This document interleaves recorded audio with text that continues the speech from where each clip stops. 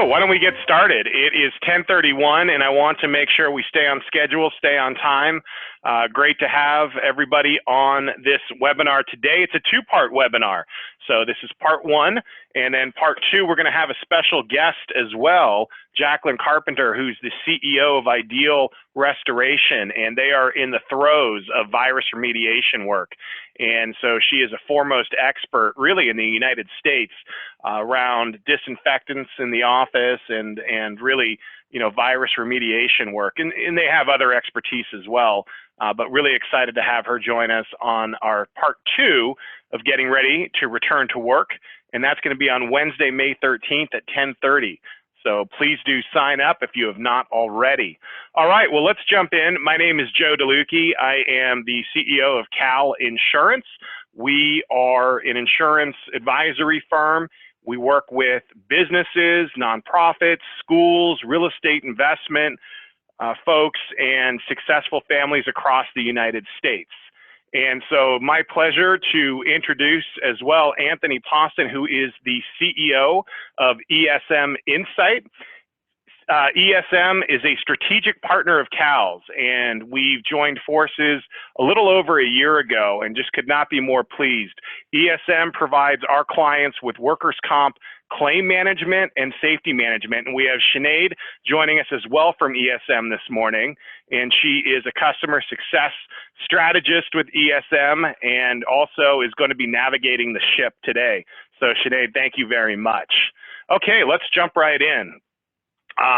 So if we can go to the next slide, Sinead. Here we go. Just a little quick housekeeping. As with all of our webinars, and Anthony, I don't know, what was this, our fifth one together now, maybe more, in the last 8 weeks. We're going to have a workers' comp focus to it. There's going to be safety and compliance around Cal OSHA. That is Anthony's sweet spot. So he's going to be stepping in for a number of the slides today. As of course, this is the framework for risk management, and Sinead is going to be keeping track of questions and answers. And I see some folks are already using the chat box too. So that's great. You can use the chat box or the Q&A. All right, so let's move ahead, Sinead, and go on to our next slide here and get into the presentation itself. So, okay. Supporting our customers' needs, and this is going to be a reflection upon where we started and where we're at right now. So in the beginning, we had a webinar around the exposure control plan. This was really, I think, right before shelter in place really happened, and then we moved on to phase two, which was the remote work program. Phase three was managing the workers' compensation, and now we're back to we're going into the return to work mode right now. And let's continue on, Sinead. And so this was a quote, this was a few weeks back by Evan Greenberg, CEO of Chubb, and he says, COVID-19 will be the largest event in insurance history, and that certainly has proven to be the case. We're going to see more of that regarding California workers' comp, and I think other states are going to fall in line too with what the governor of California just announced last evening. So let's move to the next slide. And we're going to talk about the 4 stages of reopening. And Anthony, I'm going to ask that you talk about these 4 stages before I jump back onto the workers' comp side of things. Yeah, great. Thanks, Joe. Good morning, everybody. Thanks for joining today. Excited to have you on. Rather an exciting time for us to get back to work, although it is a little scary. So through this presentation, we hope to ease some of those anxieties through different tools and strategies. So Monday, we know that construction came back online. We're going to talk more about that here in upcoming slides. But now we've got stage 2 rolling out tomorrow, Friday, where some retail, some manufacturing, offices are still recommended to telework unless it's not possible. Public workspaces, parks. So we have this easement starting to take place. Now, what's really important is that each one of you employers looks at what your ordinances are within your local region, because this is, although a statewide easement, we still do have some regulations and some requirements per each local community. So make sure that you follow those. Make sure that you check in with your local representatives to know what your requirements are. But as we move into this retail manufacturing and some of the offices, it's going to be really important that we have this whole rehire, re-engagement, re-entry strategy. And that's why we're rolling this out today. It's very timely. As far as stage 3 and stage 4, big unknown as is this whole COVID pandemic. So we'll keep you up to date as we know more about what that stage 3 looks like. I've heard some whispers around later in June. I've heard July 1st. So it's kind of all over the map right now. So we'll make sure that we monitor that information and get it to you so you can make informed decisions on how to bring these employees back and bring them back safely. Joe, back to you. All right, thank you. Sinead, if we can go on to the next slide here, and just a reminder, because I did see a question, we are recording this webinar and we will be sending out materials afterward too. So we're going to talk about now on the Workers' Compensation Rating Bureau. In California, it's known as the WCIRB, and in many other states, it's known as the NCCI. Essentially what they are, the governing body of the workers' compensation system in the various states. So with California, and the NCCI has adopted many of these as well, there have been some major changes that have never occurred in the history of workers' compensation in California and in other states. One is that there never really was the ability to have a division between the clerical classification and other classifications. So let me give you an example. If you're a restaurant, for example, the restaurant employees are going to have a specific workers' comp classification. And if there is an office person that is not ever in the restaurant or is in a private office and not on the restaurant floor, the Workers' Comp Rating Bureau has very strict guidelines and rules and say, okay, if somebody is listed as clerical, however, they even work 1% of the time on the restaurant floor, all of that payroll for that particular employee gets adjusted and shifted into the restaurant category, and that carries a much higher rate to it. So we're going to talk about that big division, which has never happened before. And then also, we had a number of questions from clients saying, you know what, we have employees that are not doing any work whatsoever. They are sheltering in place, but we're still paying them. Why would we be paying workers' comp for, let's pretend it's a flooring contractor, when the flooring contractor is essentially paid to stay at home and not do any work whatsoever? So for the first time ever, the WCIRB and also the NCCI, so that's the one for the out of California governing body, have agreed that there will be a new workers' comp class code for that particular instance. And number 3, the recommendation by the WCIRB and also the NCCI, to my understanding, is that the COVID-19 claims will not impact the experience modification factor for the workers' compensation. So we're going to take a deeper dive into these 3 items, and during that I'll also announce where Governor Newsom made his release last evening. So if we can move to the next slide, Sinead. Okay, so the main point right here is that employers, you have this one opportunity that's never occurred before. So you either have had employees that used to be working in your facilities, on your retail showroom floors, in the field, in the restaurant, but now they are working from home, and now they are taking on a clerical function. So if you've taken people out of the field, they've been sheltering in place at home, and you've given them clerical-like duties during the shelter in place, you are able to take that payroll where they normally would have been in the restaurant category or in the flooring category or in the retail category. For that portion where they were sheltering in place and doing clerical work from home, that payroll will now be reassigned to the clerical rate, which is significantly lower than many other workers' compensation rates.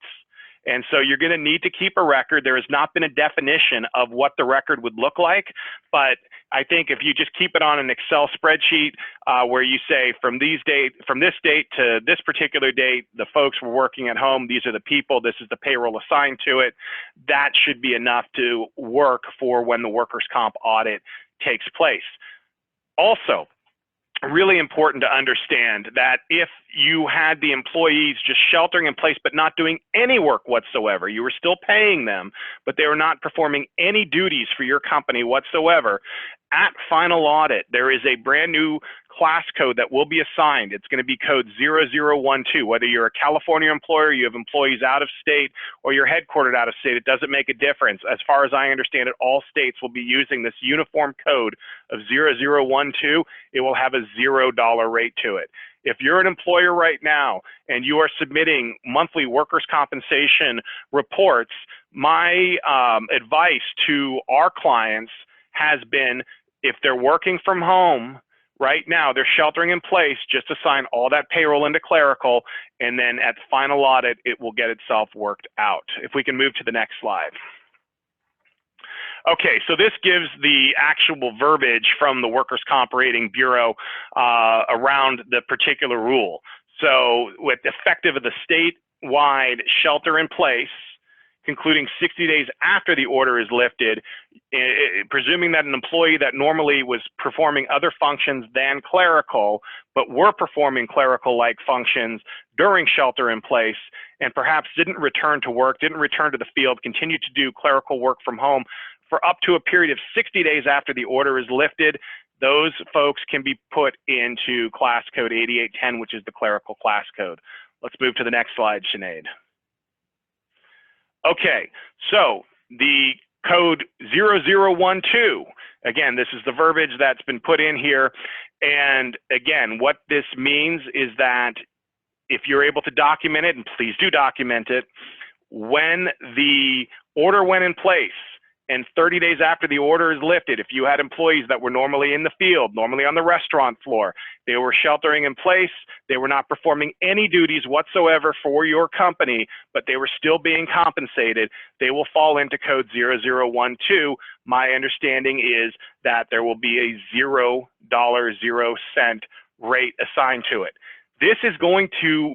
This already is to the Department of Insurance, and there will be a hearing on July 1st to ratify these particular recommendations by the Workers' Comp Insurance Rating Bureau. But I do not see how the Department of Insurance would not allow for these two recommendations that we have discussed right here. I am confident that these two will be passed. Let's go on to the next. Okay, so COVID-19 claims. So the final recommendation out of these three here from the Workers' Comp Rating Bureau and also from the NCCI is that there will be a specific code assigned to workers' compensation claims where COVID-19 was allegedly contracted on the job site. And these will not be reflected into the experience modification, which is a huge thing for employers. So they will have a special code on the workers' comp worksheet, and they will not go into the formula and not affect the employers when it comes time for the experience modification calculation, okay? Really important. The final item that's not on the slide, because this came out last evening, this was an order that was signed by Governor Newsom Wednesday night. He is now saying, you know what, employers, if an employee comes to you and alleges that they had contracted workers' compensation on the job, of course, you need to file that claim. You would do that anyway. However, now the governor's order is saying that these claims must be honored by the workers' compensation insurance carrier, okay? So that is the newest order that has been made. There's still a few moving parts to it, but in essence, that's what it says. So before, the burden of proof might have had to have been on the employee. Now it is on the employer to say that, no, indeed, we have facts that say, and I think this would be impossible to prove, that it didn't happen on the job. But if these claims are being excluded by the experience modification factor anyway, then, you know, employers should be in fine shape. Let's go on to the next slide. Okay, so now how does this work for workers' compensation renewals that are coming up here? What will underwriters start to be asking?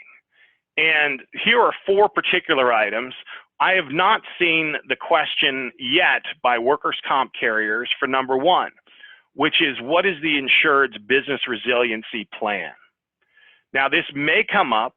This is one that I have not personally seen, but we are anticipating that this will be a question by workers' compensation carriers. The next three are very logical questions by workers' compensation carriers, and we're seeing these already. The next one is, considering the current situation, what are the proper estimates for workers' compensation payroll? In a normal year, this may be a much easier answer. For employers, this is a different time. This is this is proving to be difficult for some employers. So really going back to best guesses. And some of it is a moving part. As we had talked about, we're not sure when businesses are going to be able to reopen and what that impact will be. Number 3 is the insured considering impacts to the number in the workforce. Is there, with layoffs and furloughs, and what step is the insured taking during this transition? And this doesn't only apply to workers' compensation. This is also a very logical question for employment practice liability insurance, EPLI cover. So it's going to be imperative that the employer speaks with their insurance advisor going through not only the workers' compensation renewal process, but also the employment practice liability renewal process, if there are going to be layoffs and furloughs on the horizon, or if there have been, what is the strategy to bring this workforce back and when?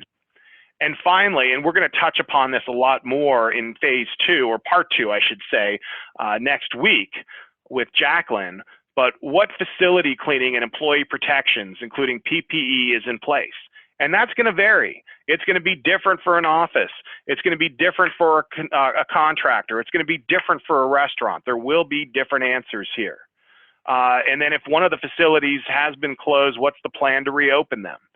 And so this, again, will be discussed next week in greater detail. Sinead, let's go to the next. All right, Anthony, I'm going to turn this over to you now to talk about the return to work challenges on the horizon. Great. Thanks, Joe. Again, thanks everybody for joining today. On that last slide, and Sinead, you don't need to go back, but quadrants 1 and 4, that's really what we're going to be focusing on, is what is our resiliency plan and what is our exposure control plan and how we're going to implement that to help help to comply with these different governmental regulations, which are constantly in flux. As Joe mentioned, there's a new order from last night. We're going to have more as we get more data. So you can see in these first 2 columns here, Fed, state, local requirements and recommendations. They're going to constantly be changing. And so Joe and I are staying very much in tune with what's happening on the bigger scale, especially at the state scale. And so we're going to be providing information and tools, actionable tools that you can use to help comply with these forever changing requirements. Number 2, the data. We're getting smarter about this pandemic. We're getting smarter about what we need to do to mitigate the exposures. And that, as we continue to get smarter from all the different data and data points that we're analyzing, we're going to be able to develop specific tools that are going to help us mitigate that. And so mitigation strategies are going to be really critical.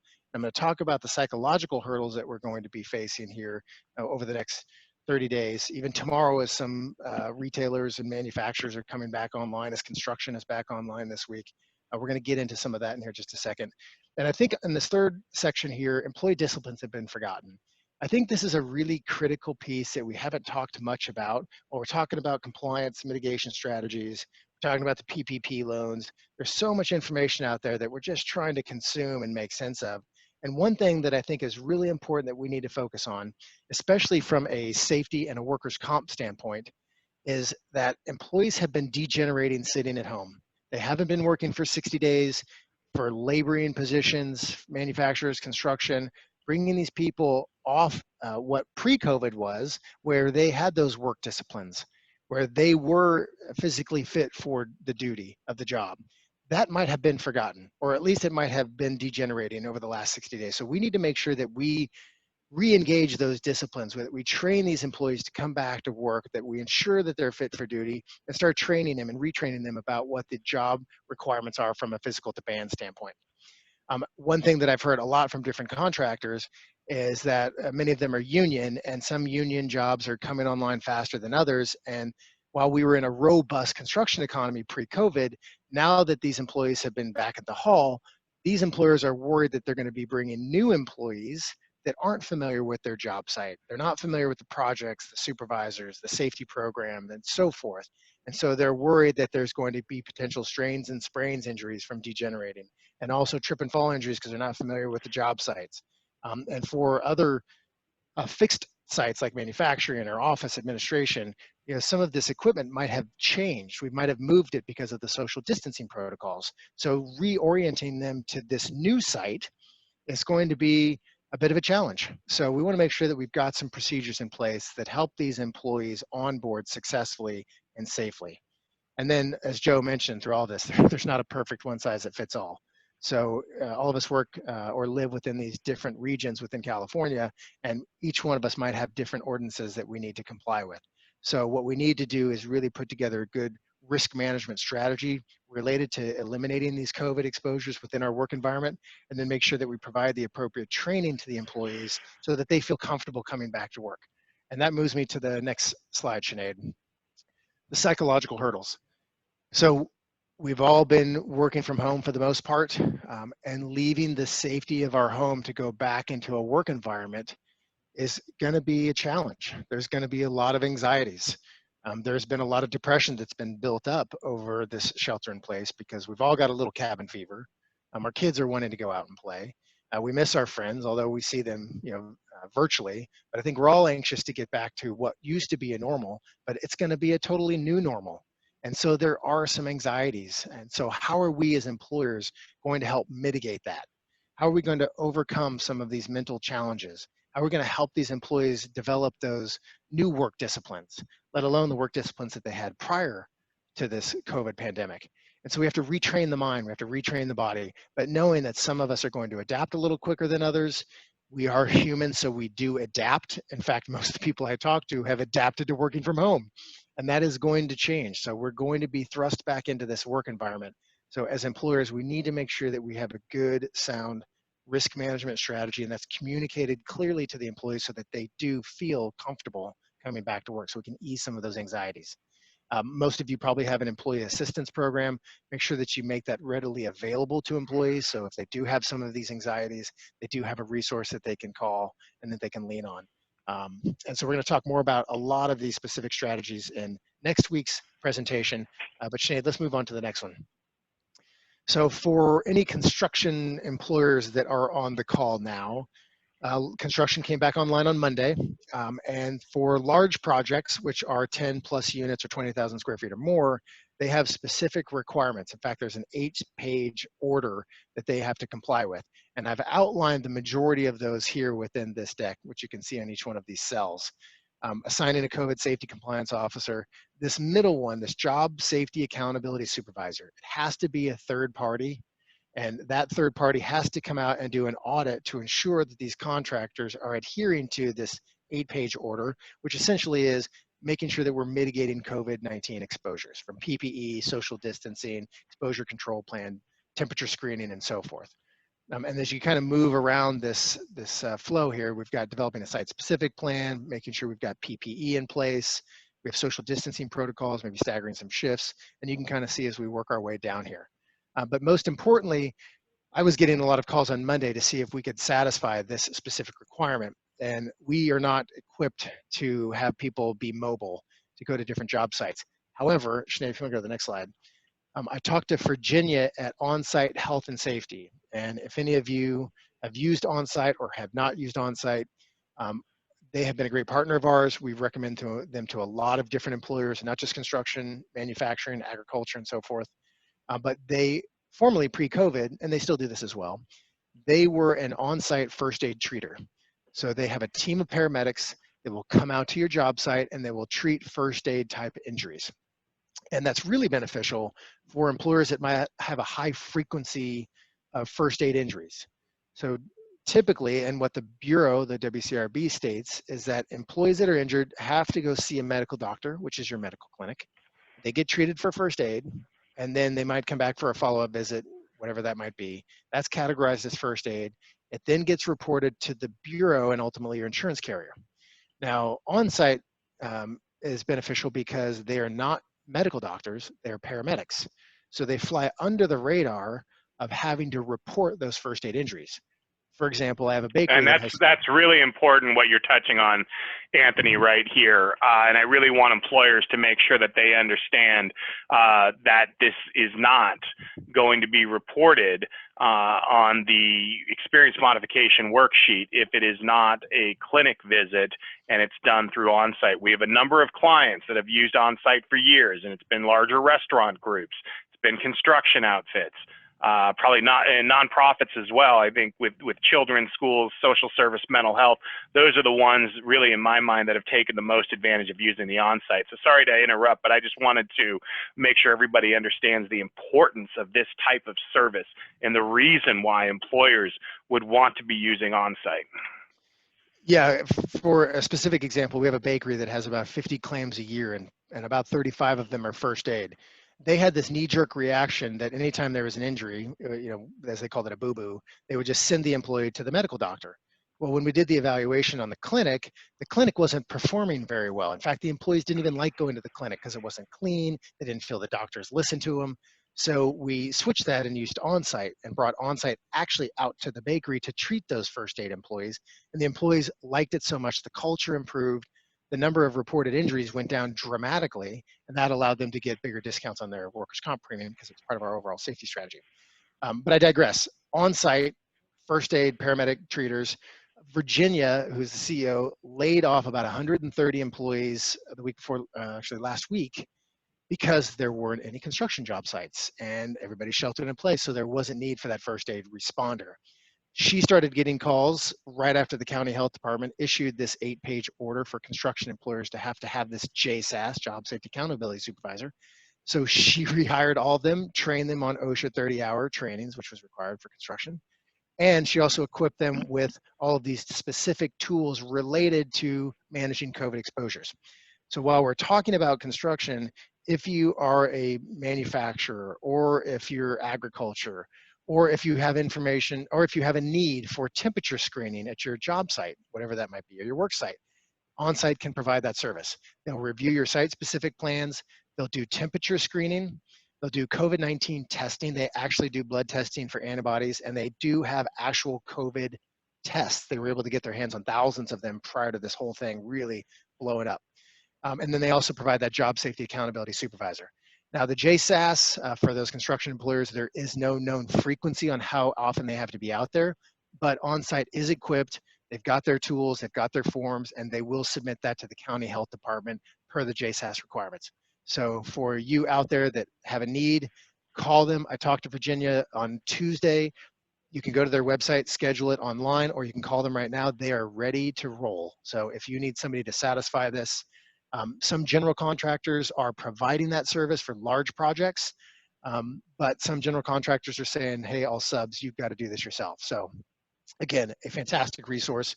I have nothing but applause for everything that they're doing with regards to COVID, but also just what they are as an organization. I think they provide an excellent service. So Joe, as you mentioned, first aid, one of our presentations that we can work on for a webinar next will be the whole first aid reporting and strategy. So once we get back to some new normal, that'll be another webinar that we roll out to everybody. Excellent. Okay. Next slide. So as part of the regulatory requirements, while this is for construction, again, we also have this for general industry. So we started our first webinar with the exposure control plan in March. It was about 3 days after the shelter in place kicked off. And that was, everybody was trying to figure out what the COVID thing was. We really fine-tuned that specific exposure control plan to comply with bloodborne pathogens and aerosol transmissible diseases. And those two were really the known culprits for infectious disease. And so our exposure control plan at that point, because we didn't know so much about COVID yet, was really focused on satisfying those regulatory requirements per CalOcean. Well, fast forward a month and a half, 2 months, we have evolved this control plan to be specific for COVID-19, from roles and responsibilities, transmission control procedures. If somebody's infected, how do we decontaminate, decontamination procedures, PPE, temperature screening.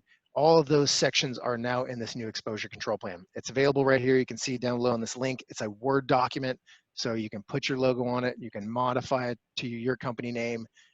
And again, what I want to recommend is that this is a framework. It's not a one-size-fits-all. There is a general industry one on there as well for all your general industry manufacturer type employers.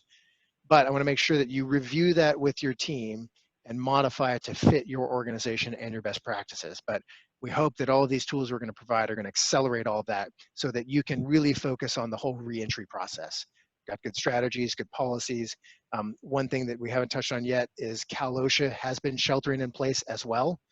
But now with construction coming back online on Monday, with stage 2 coming effective tomorrow, which is retail and manufacturing, we know that they're going to be out in force. And I would assume that their primary focus is going to be on COVID-19 mitigation exposures or strategies. So make sure that you have your policies in place, start to look at what your PPE requirements are. We've got more tools that we're going to be rolling out again next week. So you're going to have a whole framework from which you can modify, edit, implement, manage, maintain records so that if OSHA does come knocking, you'll have all that documentation in place. That's on the compliance side. And then the human element side is really doing all that so that we can flatten the curve, minimize the spread, keep our people safe, and then get back to that fun, robust economy that we were all benefiting from just a short time ago, which seems like forever, but it's been about 50, 55 days now. So Sinead, let's go to the next slide here. So for the general industry, as I mentioned, here is this specific plan. Here are all the sections on the right side. If you've had visitors come into your facility before, I would recommend you probably nix that unless they've got prior approval. Decontamination procedures, workplace controls. A lot of what we really are trying to focus on are specific engineering controls related to social distancing. And when you are re-engineering or reorienting your site, those employees that are coming back to work are not going to be familiar with that site. And so think of that muscle memory that they've developed over years of working at that facility. Things have now changed. And so you want to make sure that you reorient them to what this new facility might look like. And I'll give you an example. I went to the grocery store, a small little market, just not too far from us. And I go outside, I'm waiting in line, and they've got tape marks for every 6 feet where people need to stand before they go in. There's a front entry person and a back entry person. They're coordinating to make sure that when one person leaves, the next person can go. There's somebody out there spraying the carts, disinfecting them. Everybody's wearing masks. And so they let me into the supermarket, and I immediately go to the aisles where I want to get my stuff because I know where all the things are located. What I didn't realize is that they had created one flow lines all through the supermarket. And so I was going against the grain on many of those, getting a lot of dirty looks. But this was a perfect example of how they established the engineering controls, but they didn't provide the training. Had they told me we have this system where you follow the flow of the arrows to keep people moving, then I would adhere to it. And here I am, a safety guy, and I don't even see it. I don't practice what I preach.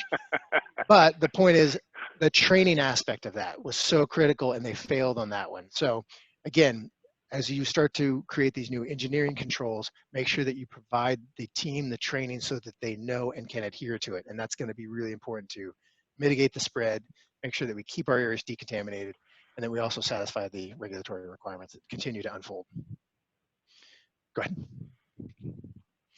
So as you start to prepare, just put together this quick slide, this reentry preparation checklist. On the left side, we've got some specific action items, and there's more within this checklist. Consider establishing a COVID-19 task force. If you have a safety committee already, there's your task force. And start to work through some of these questions. And as you have more questions that come up, for example, I had one the other day, which was, what do we do for restrooms? Do we control how many people can go into the restroom at one time? What does that look like? And not knowing what their restrooms look like, or if you're in an office building where you are a shared tenant and you have more people that are sharing that bathroom. There's a lot of questions that need to be answered based on your specific needs. So this is where the task force can come in and start looking across your organization and say, where are some of our choke points? Where are some areas where we could have more congestion than we want, and what are we going to do to eliminate some of that to maintain social distancing protocols? If you have high-risk individuals, identify them. Not that you're penalizing them, but more that so for that next section, that you can move them to low-risk areas. Because if they are at a greater risk, we want to make sure that we're protecting them and we're taking the appropriate steps. We've talked about PPE, physical distancing protocols, and you can see the rest of the questions down there as well. These are just some questions to get you started. Let's start thinking through, what does my reentry process look like? And as I define that, I want to make sure I train the people that we've rehired or our new hires so that, again, they feel comfortable. They've got these anxieties. What is my employer doing to help minimize the spread so that I don't get sick and I go home safe at the end of each day? Nothing has changed from the whole safety program methodology, keeping people safe so they go home safely at the end of each day. But now we have to raise it up. We really need to raise up our efforts so that we can continue to flatten the curve and do what California is doing, which is minimizing the spread so that hopefully stage 3 comes into play sooner than later. On the right side, I've listed some specific policies that you'll want to review. I think for the first and foremost, these employees have been sitting at home for 60 days. You're bringing them back. Review the job description. Talk about the physical demands. Are they fit for duty? You want to make sure that they understand you might have been sitting at home degenerating, but remember, you got to go pick up this 50-pound piece of equipment, twist and turn and bend and stoop and all of those mechanics that they might not have been doing. And I'll give you an example. I talked to an HR rep. Her husband is an electrician, and pre-COVID, he was walking 20,000 steps a day. Post-COVID, it's anywhere from 1,000 to 2,000. So that's a dramatic difference to all of a sudden say, hey, we're back to work next week. I need you to go walk 20,000 steps. Right? So there's a big change in us physically and also mentally. And so is our team ready? Are they ready to come back to work? I'm sure we all mentally are ready, but are we physically fit to do that? So I think it's important to have those discussions around your job description. Here are our safety policies. Here's our exposure control plan. Here's what we're going to do to keep you safe so that you feel safer in our facility than you do out in the general public, maybe even at home. Go ahead, Sinead. So with that last section on the right side, I put that into a rehire onboarding checklist. It is available. It's a Word document. Again, you can edit it, put your logo on it, do what you need to do. But I put the administrative section at the top and then the department section. So you're going to be bringing these employees back to work. We're going to cover our specific policies, IIPP, exposure control plan, job description. But then I'm going to send you out into your department. I need to make sure that those supervisors are trained on the engineering controls, site reorientation, personal protective equipment, any job safety analysis or SOPs that we have in place. Again, we want to make sure that these employees feel comfortable coming back to work from an administrative level and then down a level at the specific department and the job that they're going to be performing.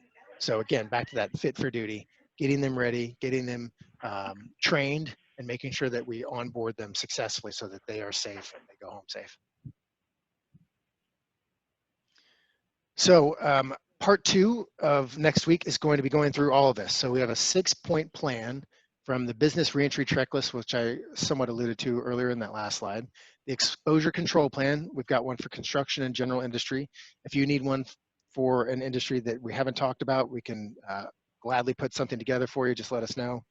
We're going to go through different worksite cleaning protocols, some inspection forms that you can use to ensure that these cleaning protocols are being implemented. We take the trust but verify approach. So make sure that we're doing it and then verify it. Social distancing protocols, some engineering controls, administrative worksite controls, and so forth. And then we've got the reopening strategy, bringing these people back to work, and we actually have a 6-point reopening rehire strategy as well. So it's one level down on level 6. So we're going to dive deep into that at the next webinar next week. Joe, it's Wednesday, 10:30? Wednesday, May 13th, 10:30, yes, and Jacqueline will be joining us for that. And I'm really looking forward to Jacqueline's insight, especially on the worksite cleaning protocols and things that you can do to minimize the potential spread. People that join next week are really going to enjoy hearing from her. She's a great speaker. She knows her stuff. She will give it to us in a very clear and concise manner. It's going to be easy to understand and certainly easy to follow. So I think we should go to the next slide here, Sinead, as we come toward the end.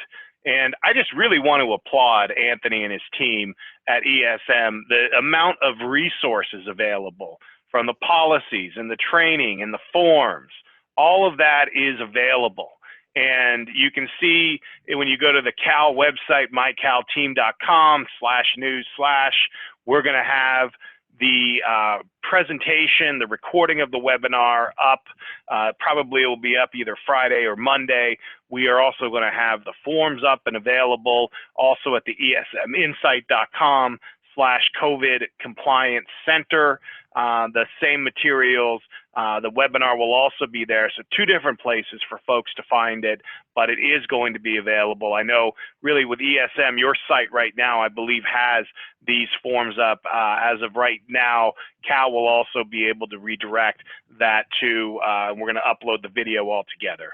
Joe, I'll get those files to you so you can get them on your site as well. So that way we make sure we get them into the hands of as many people as Perfect. possible.